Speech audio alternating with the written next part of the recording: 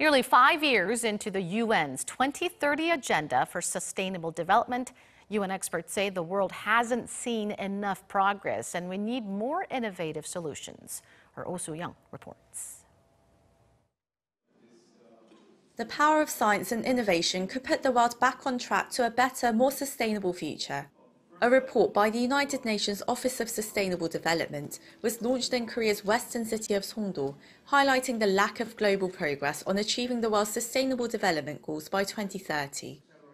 Unfortunately, a fair number of goals we're moving backwards on, and we can probably think in terms of inequality, biological diversity, climate and waste. And what's happening there is we're seeing in many countries growing levels of inequality.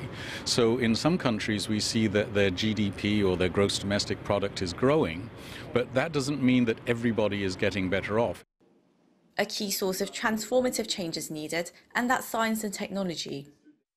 We could think about systematic way of approaching how the science could influence the policy making, for example. Not only guessing, but I think we need to have evidence-based policies and then really make a big shift for transformation for the sustainable development. Experts gathered to discuss how such potential can be captured through 6 entry points to put the world back on track on the path of sustainable development, including eradicating poverty and achieving good health, education, clean energy and equality. Experts say science-based approaches can better address the developmental needs of each social context.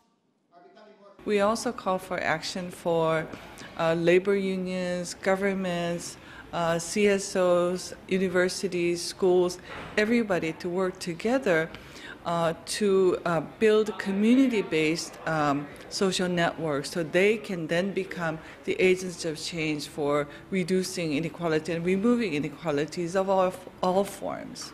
It's really critical that countries like South Korea, which has done a lot in terms of IT, internet, and so on, be at the forefront in moving forward this agenda. There also needs to be a flow of information and collaborations to bridge the global digital divide. Over 60% of the world's R&D takes place in high-income countries, according to the GSDR report. Very often when you have scientific discovery or new innovations, there's a tendency for those who are already ahead to get further ahead and leave others behind, and therefore you have a stretching of inequality, and that's the problem. How do we make sure that whatever is produced is fairly distributed and that we can also minimize the negative consequences for the environment?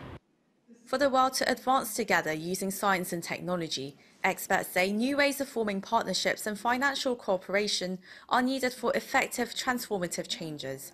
Soo-young, Arirang News, Incheon.